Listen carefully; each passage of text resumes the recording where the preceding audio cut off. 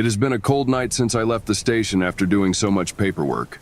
Afterwards, I wanted to get away, as my colleagues were going to this Irish bar in downtown Boston to meet up with the others. But I was proud of being in the U.S. Marshal Service for 11 years. For me, I drove around and then decided to leave the city. I decided to go to this beach. Even at night, it looked beautiful. But unbeknownst to me, my gas tank was half empty, and I needed to charge my phone. And to make matters worse, I had a flat tire. So I spotted this beach house that wasn't too far away. I slowly drove up to it. Hopefully, I could speak to the homeowner or house sitter if I could charge my phone and call AAA. But there I spotted a woman sitting, or so I thought at first, since it was a little difficult due to the nightlight. And when I got a better look, it was a doll. A human-sized doll wearing Victorian clothing. I was pretty freaked out by this, seeing how detailed it was even from a few feet away. Of course, no one was at home as I saw no vehicle in the driveway. As I walked away, I heard the door open. And as I looked back, there was no one there. Now, as if I wasn't already freaked out by the doll sitting, having this door open by itself was unexpected. But being the off-duty agent that I am, I closed the door. As I did so, out of the corner of my eye, I saw someone moving. And when I looked out the window from the outside, the doll was no longer sitting. My mind was racing as I saw this. I, a full-grown man, walked out of there fast. As I walked towards my car, I heard footsteps behind me. I paused and looked back, but I didn't see anyone. Observing the area where I stood, I walked back to my car and heard footsteps again. I looked back and saw the silhouette of a woman. "Hello there, ma'am," I called out. As she walked towards me, it was the doll, wearing the scarlet and red Edwardian ball gown. I was in disbelief, like, how did this doll even get out of the house? I tried to grab my gun, but realized that it was in the car. Panic rising, I decided to take my chances and sprinted towards the car. The footsteps behind me grew louder and quicker, echoing eerily on the deserted beach. My heart pounded in my chest as I fumbled for my keys. Finally, I managed to unlock the car door and jumped inside, locking it immediately. Through the window, I saw the doll approaching, her lifeless eyes staring directly at me. A chill ran down my spine as she reached the car and pressed her porcelain face against the glass. I could feel her cold breath on the other side. My mind raced, trying to make sense of what was happening. Was I losing my sanity? Or was this some twisted prank? I had no time to dwell on it as the doll's expression turned menacing and her hand reached for the door handle. In a state of panic, I realized my tire was flat. I tried to start the car, but it wouldn't budge. Desperation and fear surged through me as I looked around for help, but the beach was deserted, and the darkness seemed to close in. As I sat there, heart pounding, the footsteps grew nearer. I turned to see the doll, now standing just outside the car, her eerie gaze fixated on me. I could barely believe what I was witnessing, a doll that had come to life. I frantically searched for my phone, hoping to call for help, but it was nowhere to be found. In my haste to leave the beach house, I must have left it behind. I was trapped alone with this malevolent doll. The doll's lifeless lips moved, and I heard a chilling whisper that seemed to come from all directions. "You cannot escape, Agent. Embrace your fate." Fear gripped my heart as I felt an unseen force constricting around me. I tried to open the car door, but it wouldn't budge. The doll continued her haunting chant, and the air grew thick with an otherworldly presence. In a last-ditch effort, I reached for my gun, hoping it could protect me from whatever dark force had taken hold of this doll. But as I grasped the weapon, I felt a strange sensation spreading through my body. My limbs grew heavy and my vision blurred. I realized with horror that I was losing control over my own body. The doll's power was consuming me, bending me to her will. With a final surge of strength, I fought against the invisible grip, trying to resist the doll's malevolence. But it was no use. My body moved on its own, and I found myself stepping out of the car, drawn toward the doll like a moth to a flame. As I stood before her, the doll's eyes seemed to turn black. I was now under her control, a pawn in her sinister act. I had stumbled into something beyond comprehension, a force of darkness that defied all logic. The doll spoke again, her voice a haunting echo in my mind. "You will be with me, Agent, for eternity." "The hell I am," I answered back. I knew I had to put an end to this nightmare. With my heart pounding in my chest, I aimed my gun at the doll's lifeless figure. In a swift motion, I pulled the trigger, shooting her square in the chest. To my horror, she didn't even flinch. Instead, the doll's eyes gazed at me and pushed me to the ground, sitting on top of me.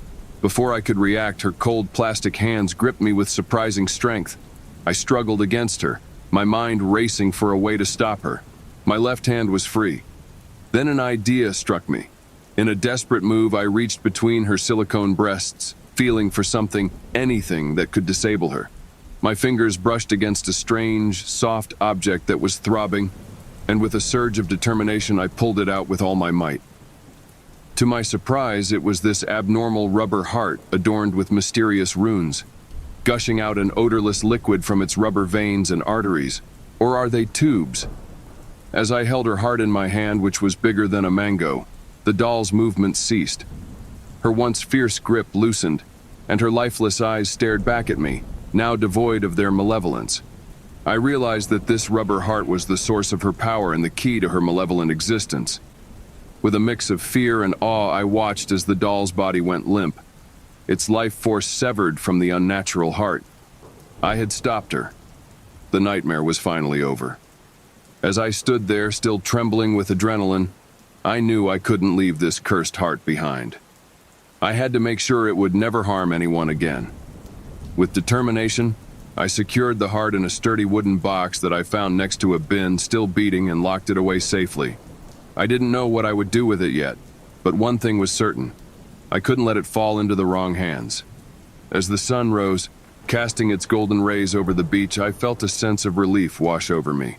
The nightmare that had haunted me was finally over, and I could return to my life as a U.S. Marshal.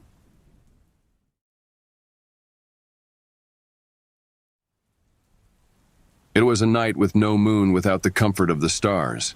I remember how dark it was on the pier. It seemed the lanterns decorating the wharf couldn't brighten the way. The tides roared below in this wine-dark waters.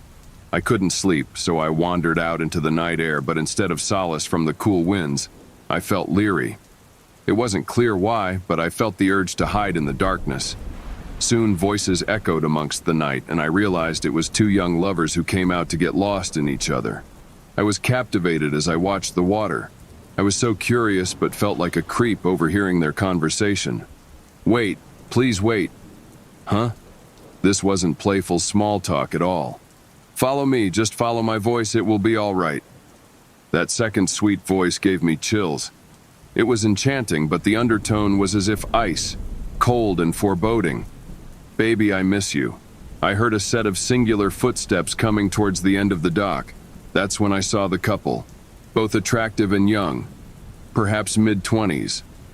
The woman was beautiful, her dress slightly torn and wet. She gave off an unearthly vibe that I could not explain.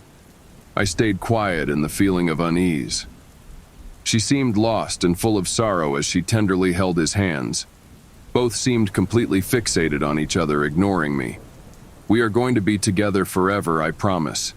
I'll never leave you again," vowed the man, now standing at the old rails overlooking the sea. "I know what you want, but I need you to show me." She sounded on the brink of tears.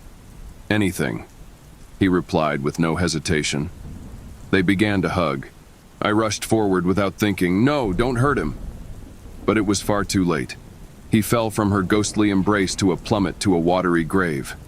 The tide was here, and it would take him with it as the undercurrent drowned him. The most haunting thing is he didn't even scream, but smiled thank you. I'll never forget his face. It looked so happy, even in death. At this moment, the lights grew stronger. A fog gently rolled in, then some bulbs that broke on the pier. The specter grew closer to me, and I saw her once stunning face, an exposed skull on her left side. Starfish in her hair with barnacles in these now wispy strands. She had no eyes in her sockets, but she stared at me as she passed me into the mist.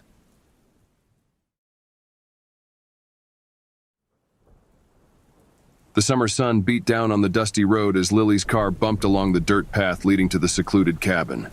Excitement bubbled within her as she envisioned lazy days by the lake and star-filled nights around the campfire. But as she approached the cabin, a sense of unease crept over her.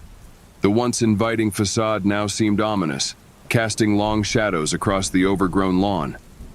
Ignoring her apprehension, Lily forced a smile and stepped out of the car. Inside, the air was thick and stale, the musty scent of disuse clinging to the walls.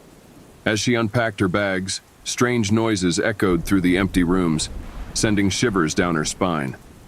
That night, as Lily lay in bed, the darkness seemed to press in on her from all sides. She tossed and turned, unable to shake the feeling of being watched. Just as she began to drift off to sleep, a loud bang echoed through the cabin, jolting her awake. Heart pounding, Lily grabbed a flashlight and crept downstairs to investigate. In the dim light, she saw that the front door stood wide open, the wind howling through the entryway. But something felt off. She could have sworn she had locked the door before going to bed. As Lily hesitated in the doorway, a figure emerged from the darkness, its features obscured by the shadows. Frozen in terror, she watched as it drew closer, the sound of footsteps echoing through the empty cabin. With a sudden burst of courage, Lily turned and fled into the night, the branches scratching at her skin as she ran. She didn't stop until she reached the safety of her car, heart pounding in her chest. As she sped away from the cabin, Lily couldn't shake the feeling that she had narrowly escaped something sinister lurking in the darkness. And though she tried to convince herself it was just her imagination, she couldn't shake the feeling that she would never truly be free of the summer cabin's haunting secrets.